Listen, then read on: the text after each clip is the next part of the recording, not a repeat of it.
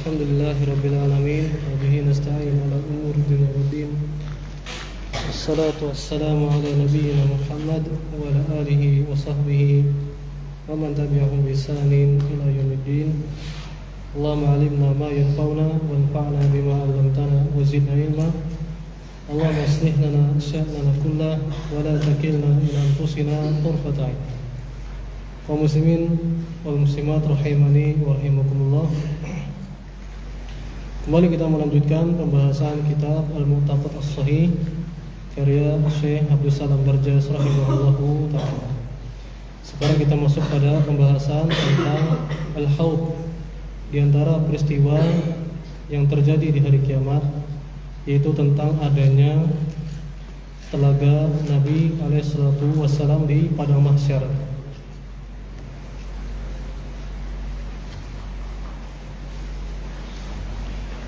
Dan dalam sebuah hadis disebutkan bahwasanya inna likulli nabiyyin haudan. Inna likulli nabiyyin haudan, bahwa setiap nabi itu ada punya telaga. Jadi bukan hanya Nabi Muhammad SAW saja yang punya telaga di padang mahsyar. Namun setiap rasul, setiap nabi punya telaga. Namun telaga Nabi kita Muhammad SAW lebih istimewa. Jadi sekali lagi ini telaga ini nanti akan ada di fi arsatil al-qiyamah, di padang mahsyar, di padang mahsyar. Sebagaimana yang sudah kita sebutkan tentang peristiwa di padang mahsyar, itu dibangkitkan manusia dalam keadaan tanpa ada pakaian sama sekali, tanpa ada alas kaki, belum khitan, matahari didekatkan 1 mil, sangat dekat sekali. Dan manusia pada saat itu sangat perlu dengan telaga. Sampai pada akhirnya mereka pun, sebagian mereka ada yang dapat meminum dari telaga Nabi alaihissalatu wassalam. Ya. Kata Syekh Shalal Fauzan hafidhullah, kita baca penjelasan dari beliau dari syarah Al-Aqidah Al-Wasithiyah. Sebagaimana hal tersebut memang berdasarkan dalil dari hadis Nabi alaihissalatu wassalam. Al-Imam Ibnu Qayyim rahimahullah mengatakan bahwasanya hadis-hadis tentang Al-Haud ini dari 40 sahabat. Artinya mutawatir. Dari mutawatir sini sebagai disebutkan mutawatir sebagai penekanan. Karena kan sebagian ahlul bid'ah mereka menolak kalau perkara akidah sumbernya dari hadis ahad. Maksudnya perawinya sedikit, 1, 2 gitu misalnya. Mereka tolak. Yang benar Ahlus Sunnah wal Jamaah berkaitan akidah khususnya, walaupun hadisnya perawinya sangat sedikit, ahad yakni tidak mutawatir, tetap diterima, tetap diimani. Yang penting, intinya yang penting adalah hadisnya memang sahih, sampai sanadnya sampai Nabi alaihissalatu wassalam. Maka disebutkan sini mutawatir sebagai bentuk penekanan. Ya, sebagai bentuk penekanan. Wa katsirun minha wa aktsaruha fis sahih. Banyak hadis-hadis disebutkan dalam Sahih Al-Bukhari.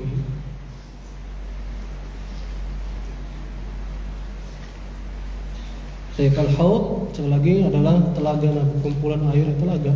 Ya. Kata Syekh Fauzan hafizahullah, bahwasanya Ahlus Sunnah wal Jamaah bersepakat tentang adanya Al-Haud ini. Makanya pembahasan Al-Haud sering sekali dibahas di kitab-kitab akidah salaf, di kitab-kitab akidah salafus salaf, karya-karya ulama salaf awal-awal gitu ya, tahun ratusan Hijriah. Wa khalafat fi dzalika al-Mu'tazilah falam taqul bi itsbatihi. Ada firqah sesat yang menyimpang yang menolak keberadaan Al-Haud ini, yaitu Al-Mu'tazilah. Maka inilah diantara sebab kenapa sangat ditekankan untuk dibahas, karena di sana ada orang sesat yang menolak keberadaan Al-Haud ini. Dan kesesatan tersebut sebagaimana yang sering kita bahas karena penyimpangan dalam manhaj dalam cara memahami agama ini. Terutama di sini Al-Mu'tazilah, mereka mendahulukan akalnya.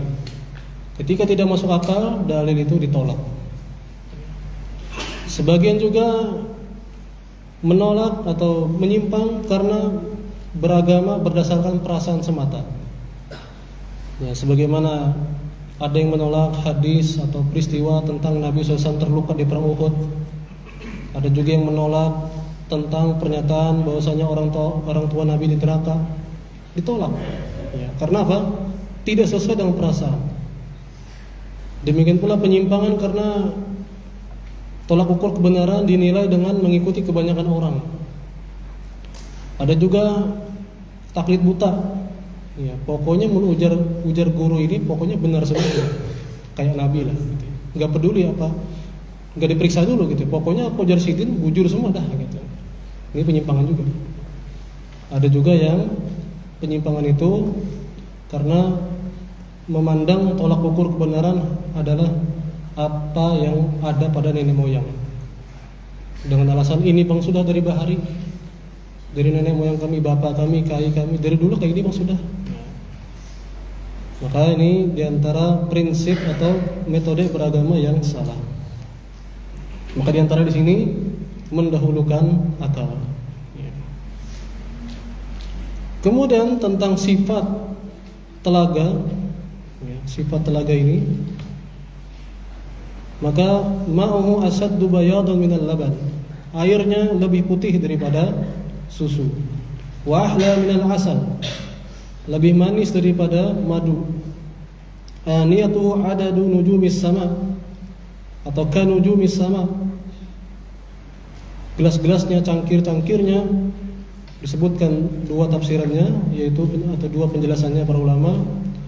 Indahnya seperti bintang di langit, keindahannya, atau jumlahnya sebanyak seperti banyaknya bintang di langit. Ya.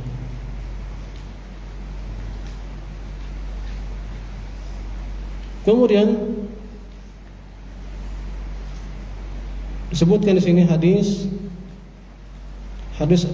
Abdullah bin Amr yang disepakati oleh Bukhari dan Muslim. Nabi SAW bersabda, "Haudi masiratu syahrin." Telagaku, kata Nabi SAW, luasnya sepanjang perjalanan 1 bulan. Panjang dan lebarnya. Panjang dan lebarnya, panjangnya 1 bulan, lebarnya juga 1 bulan. Artinya persegi, bentuknya persegi berarti. Demikian juga menunjukkan betapa besar telaga tersebut.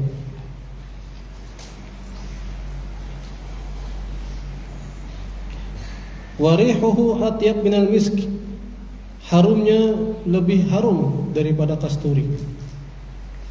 Ya, sangat harum sekali. Man yasrab minhu surbatan la yathma ba'daha abada. Barang siapa yang minum dari telaga tersebut seteguk saja, maka setelah itu dia tidak akan pernah kehausan lagi. Ya, maka mudah-mudahan kita termasuk orang-orang yang dapat meminum air telaga Nabi kita Muhammad sallallahu alaihi wasallam. Kemudian dalam sebuah riwayat disebutkan ada nanti yang diusir, dicegah ketika mau mendatangi telaga Nabi SAW. Di mana Rasulullah SAW bersabda, ummati, ummati, itu umatku, kenapa diusir, kenapa dicegah? Ya. Maka dikatakan kepada Nabi SAW, innaka la tadri ma ahdatsu ba'dak. Sesungguhnya engkau, wahai Muhammad, tidak mengetahui apa yang mereka perbuat, apa yang mereka ada-adakan setelah sepeninggalmu. Tafsirannya kata para ulama di sini adalah mereka terhalangi, tidak bisa minum di telaga Nabi SAW. Yang pertama karena kebid'ahan, disebabkan bid'ah. Ma'ahdatsu, apa yang mereka ada-adakan, ahdath ya. Amrun muhdas ya. Mereka berbuat kebid'ahan ya. Ini di antara sebab seseorang tercegah dari telaga Nabi. A'udzubillah min dzalik. Penjelasan yang kedua, kemurtadan. ya, karena murtad, keluar dari agama Islam. Di antara faedah dari tentang hal ini menunjukkan Nabi SAW tidak tahu perkara gaib. Menunjukkan Nabi kita Muhammad SAW tidak tahu perkara gaib.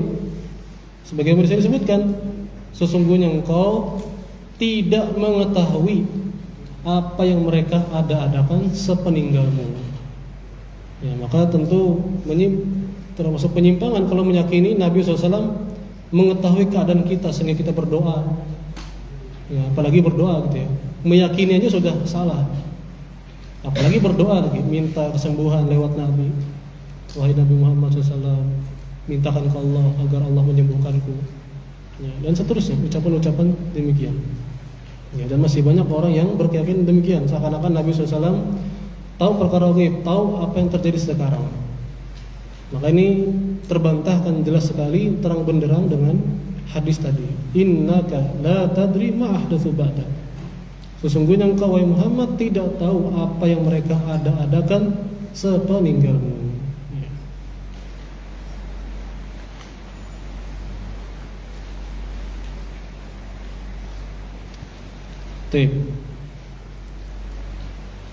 Syekh Muhammad bin Shalih Al-Utsaimin rahimahullah ketika mentafsirkan surah Al-Kautsar, beliau mengatakan secara makna, yakni man kana waridan ala sunnatin nabi sallallahu alaihi wasallam fid dunya sayaridu haudahu yaumal qiyamah. Barang siapa yang berjalan di atas sunnah Nabi alaihi wasallam di dunia, maka dia akan berada di telaga Nabi di hari kiamat nanti. Ya, barang siapa yang mendatangi sunnah Nabi, petunjuk Nabi alaihi wasallam, berpegang teguh dengannya, terutama dalam hal akidah, ya, maka nanti di hari kiamat dia akan mendatangi telaga Nabi sallallahu alaihi wasallam. Dan dijelaskan bahwasanya air telaga Nabi SAW di padang mahsyar ini adalah sumber airnya itu dari sungai yang namanya Al-Kautsar di surga. Ya, Al-Kautsar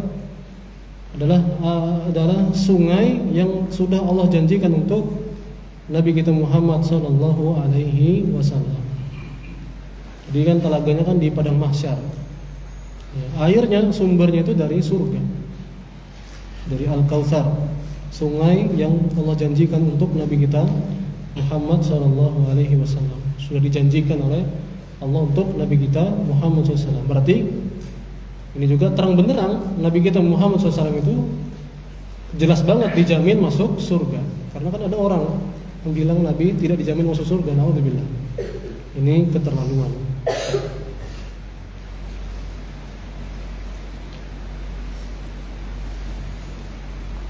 Kemudian di antara hal berkaitan telaga Nabi SAW, ketahuilah di sana disebutkan sebuah dalil, ya, tentang bersabar menghadapi pemimpin yang ego, pemimpin yang lebih peduli dengan diri sendiri, tak peduli dengan rakyatnya, tidak peduli dengan yang lainnya. Yakni pemimpin tersebut zalim. Ya, tidak melaksanakan hak rakyatnya. Dia hanya peduli ngurusin dirinya sendiri. Sebagaimana dalam sebuah hadis, satakunu ba'di atharatan. Akan ada nanti pemimpin-pemimpin sepeninggalku yang dia itu atharatan. Yang dia hanya peduli dengan dirinya. Bodoh amat sama masyarakatnya, bawahannya. Maka disebutkan, ya, Nabi SAW memerintahkan untuk isbiru hatta talqauni alal haud. Di antara nasihat Nabi SAW atau ajaran Nabi kita Muhammad SAW adalah isbiru, bersabarlah kalian. Sampai kapan? Hatta talqauni alal haud, sampai kalian bertemu aku di telagaku. Maka ini di antara keutamaan bersabar menghadapi, menyikapi pemimpin yang zalim. Ya. Bersabar. Kenapa sabar? Ya, mudah-mudahan dengan hal ini bisa berada di atau bertemu Nabi SAW di telaganya. Ini keutamaan yang luar biasa. Ya. Dan banyak lagi dalil-dalil yang lain, pembahasan khusus tentang sikap kepada pemimpin kaum muslimin yang panjang sekali. Nanti ada waktunya sendiri nanti insyaallah taala.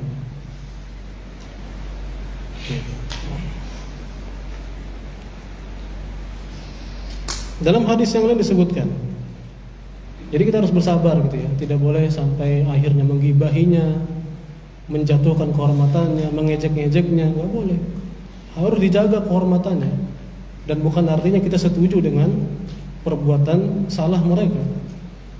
Ya, kita harus mentaati, tetap mendengar, taat, menjaga kehormatannya.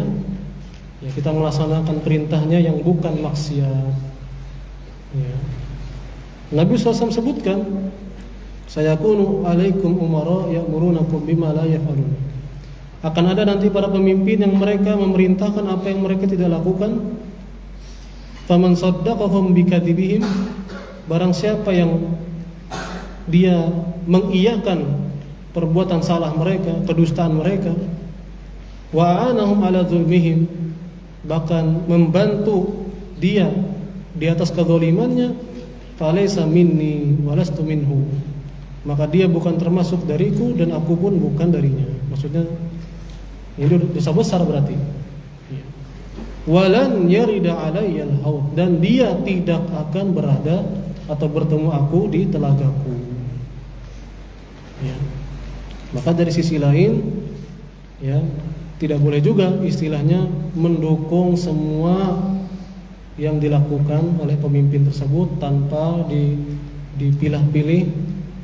Ya, artinya meskipun kesalahan tetap diiyakan, tetap diikuti, itu juga salah. Ya, atau istilahnya penjilat lah gitu ya. Nauzubillah min dzalik. Ya, karena Nabi SAW bersabda, la ta'ata li makhluqin fi ma'siyatil khaliq. Tidak ada ketaatan kepada makhluk kalau berkaitan kemaksiatan kepada Al-Khaliq, kepada Allah Subhanahu wa taala. Ini di antara hal yang dibahas berkaitan seputar Al-Haud ini. Ya. Maka intinya berpegang teguhlah dengan petunjuk Nabi kita Muhammad sallallahu alaihi wasallam.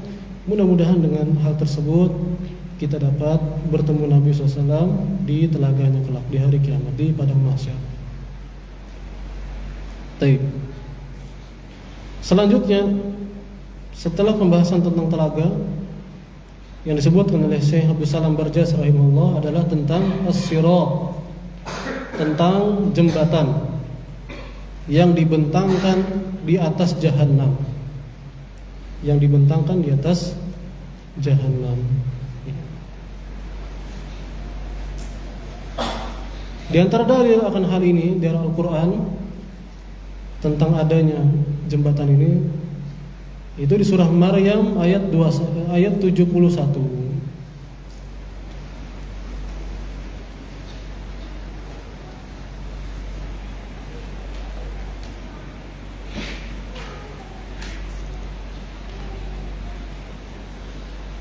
Surah Maryam ayat 71.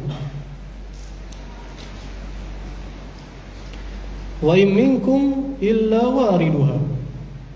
Tidaklah di antara kalian melainkan pasti akan melewati jembatan tersebut.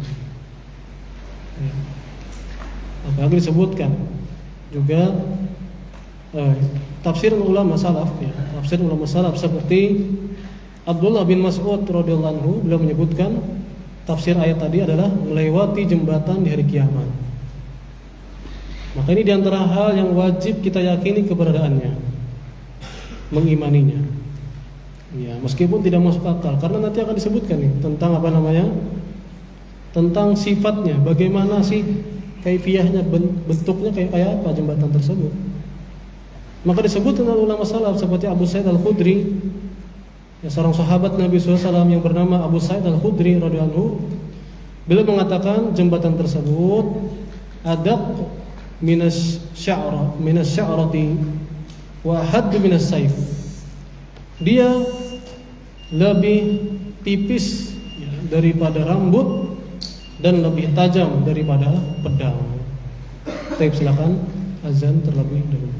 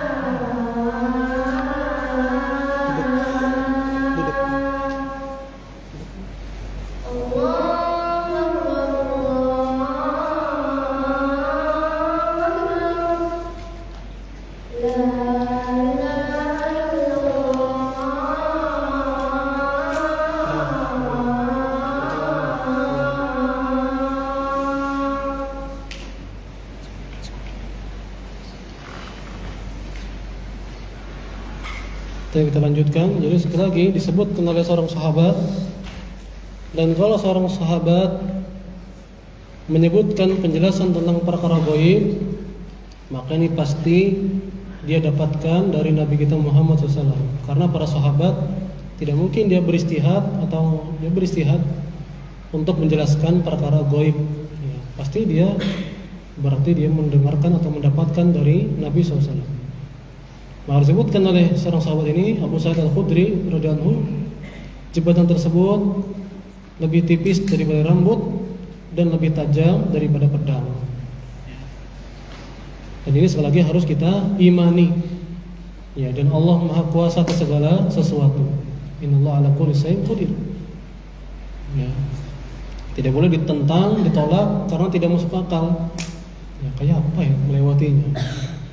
Gak bisa kalau pakai akal, makanya ya, kita harus mengimaninya. Dan sekali lagi Allah Maha Kuasa atas segala sesuatu. Oke.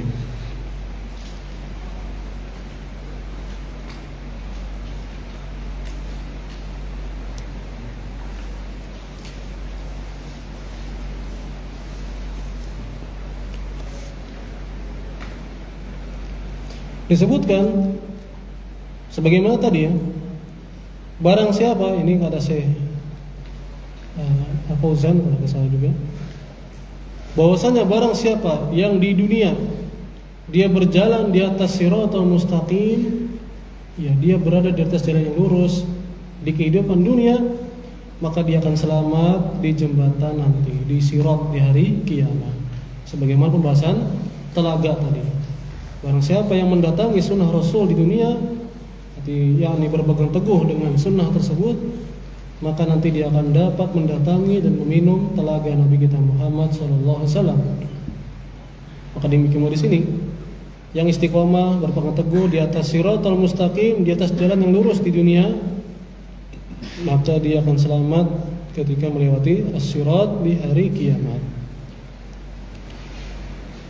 Dan ketika kita berdoa ihdinas siratal mustaqim, ya Allah tunjukkanlah kami ke jalan yang lurus, yaitu jalan yang terang benderang, yang lurus.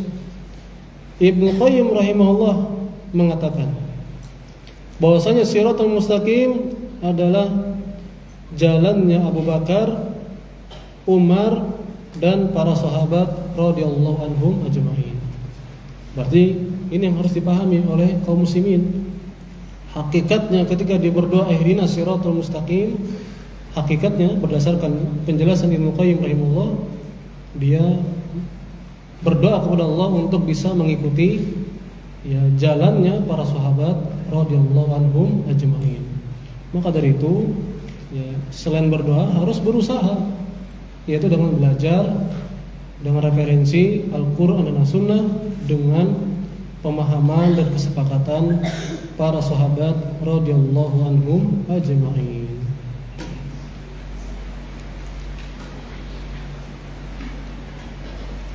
Jadi sekali lagi, jembatan ini al-jasru alladhi bainal jannati wan nar, yang dibentangkan di atas Jahannam, dia antara surga dan neraka. Alamat di Jahannam, di atas Jahannam, di mana manusia akan melewatinya sesuai dengan kualitas amalannya. Tentu di sini adalah yang dimaksud orang beriman. Kalau orang kafir langsung di OTW ke Jahannam. Maka di sini dimaksud adalah orang yang beriman akan melewatinya, dan bagaimana cara melewatinya itu sesuai dengan amal mereka di dunia. Ya. Disebutkan, ya, jadi manusia akan melewati jembatan tersebut, dan yang duluan adalah para nabi, para rasul. Setelah mereka melewatinya, mereka semua berdoa, la ahad yatakallam illa ar-rusul. Tidak ada yang berkata kecuali para rasul saja. Dan semua berdoa, wa da'wahum Allahumma sallim, Allahumma sallim. Dan mereka semua berdoa, ya Allah selamatkanlah, ya Allah selamatkanlah. Semoga Allah Subhanahu wa taala selamatkan kita di dunia dan di akhirat. Ya. Baik. Jadi aina sirat yanju alaihi al-mu'min minan nar ila jannah. Maka orang-orang beriman akan selamat, ya, akan masuk surga melewati jembatan tersebut. Adapun penghuni neraka akan jatuh, ya. Kemudian tentang keadaannya, faminhum man yamurru kalamhil basar. Maka di antara mereka yang melewatinya akan ada yang lewat secepat kedipan mata. Secepat kedipan mata. Intinya sekali lagi kata Syekh Shalal Fauzan, ya, innahum yakununa fi sur'atil murur wa bad'ihi ala hasabi imanihim wa a'malihim as-salihah. Cepat atau lambatnya mereka melewati jembatan tersebut tergantung iman dan amal soleh mereka di dunia. Maka selagi barang siapa yang kokoh berpegang teguh istiqomah di atas jalan yang lurus di dunia, yaitu kebenaran, maka dia akan dapat melewati jembatan yang ada di hari kiamat nanti. Ya. Dan sekali lagi kita jelaskan tadi, siratal mustaqim di dunia yakni ajaran Islam yang lurus, ajaran Rasulullah dan para sahabat radhiyallahu anhum ajma'in. Maka di sini juga motivasi kepada kita semua untuk selagi istiqomah di atas manhajus salaf. Bagaimanapun ujian, rintangan, cobaan, dalam berpegang teguh di atas manhajus salaf ini, di atas aqidatus salaf, di atas petunjuk Nabi kita Muhammad sallallahu alaihi wasallam dan para sahabatnya. Ya, walaupun mereka orang-orang mencaci, menghina, membuli dan seterusnya, memboikot, menyingkirkan, memojokkan, istilahnya bodoh amat. Ya. Yang penting bagaimana kita selamat di dunia dan di akhirat khususnya. Ya. Karena kita di hari kiamat sendiri-sendiri. Ya, kita di hari kiamat sendiri-sendiri. Yauma yafirrul mar'u min akhihi wa ummihi wa abihi dan seterusnya. Ingatlah hari di mana bahkan orang itu akan lari dari orang-orang terdekatnya, dari saudaranya, ibunya, ayahnya, ya, anaknya, istrinya, dia akan lari, ketakutan. Ya. Dia akan sibuk dengan urusannya masing-masing. Ini yang kita pikirkan lebih utama, bagaimana diri kita selamat. Ya.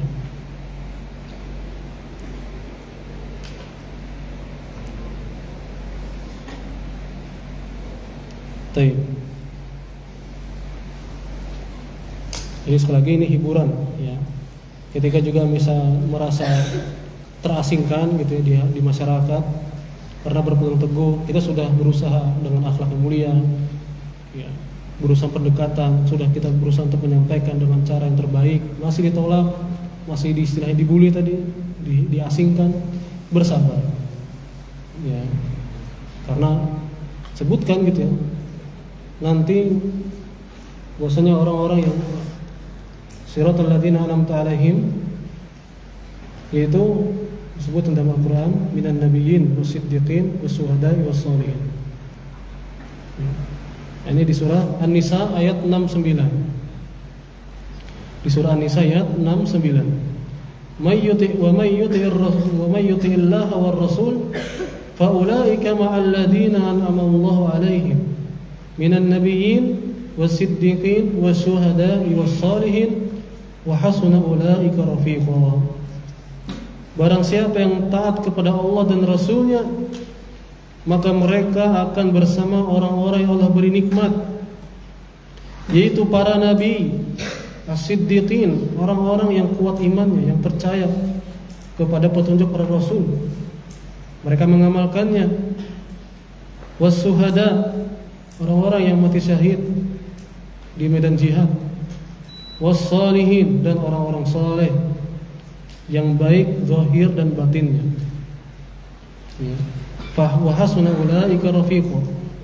Mereka itulah sebaik-baiknya teman. Jadi sekali lagi ini hiburan bagi orang yang merasa terasing karena berpegang di atas kebenaran. Ingatlah bahwasanya ini di surah An-Nisa ayat 69. Dia akan bersama ma'an nabiyyin wasiddiqin wasyuhada wassalihin.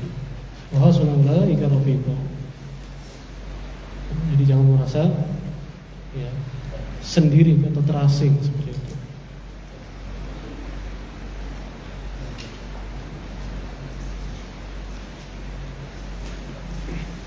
Jadi ada yang melewatinya seperti sekejap mata, ya. Ada yang seperti kilat, ada yang seperti hembusan angin, ada yang seperti kuda berlari yang cepat, ada yang seperti naik onta, ada yang seperti berlari, ada yang berjalan, dan ada yang merangkak. Ya. Maka akan ada yang sebutkan oleh Syekh Firanda Hafizullah, ada 3 jenis orang yang melewati sirat ini. Yang pertama yang selamat tanpa terluka. Ada juga yang tercabik-cabik tapi dia selamat sampai ke nyebrang. Dan ada yang terkail, ya, terbawa, disambar dan ditarik ke neraka. Na'udzubillah min dzalik. Ya.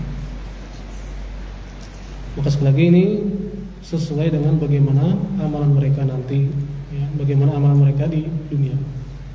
Maka kita perbaiki, kita perhatikan bagaimana iman dan amal saleh kita di dunia ini, karena diantara tujuannya agar bisa melewati jembatan ini dengan selamat.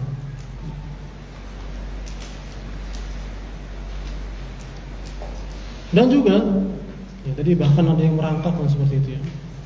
Dan juga di penjelasan yang lain, ya, tentang cahaya ketika melewati sirat tersebut.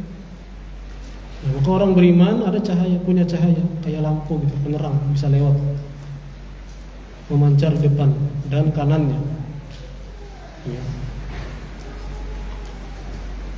Karena gelap sekali kan seperti itu.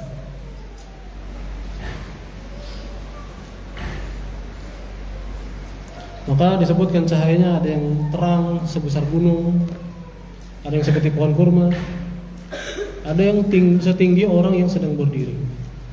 Bahkan ada cahaya yang paling kecil, cahayanya hanya ada di jempol kakinya. Jadi harus kita imani sekali lagi. Bahkan cahaya tersebut terkadang nyala, terkadang mati. Kalau nyala ya jalan, kalau mati ya diem dia, berhenti dia. Kenapa bisa seperti itu? Sekali lagi tadi sesuai dengan iman dan amal solehnya. Kemudian disebutkan di antara amalan-amalan yang membuat seorang mendapatkan cahaya adalah sholat. Sebagaimana hadis wassalatu nurun, dan sholat adalah cahaya. Demikian pula disebutkan tentang amanah, yang menjaga amanah, dan juga tentang menjaga hubungan kepada kerabat.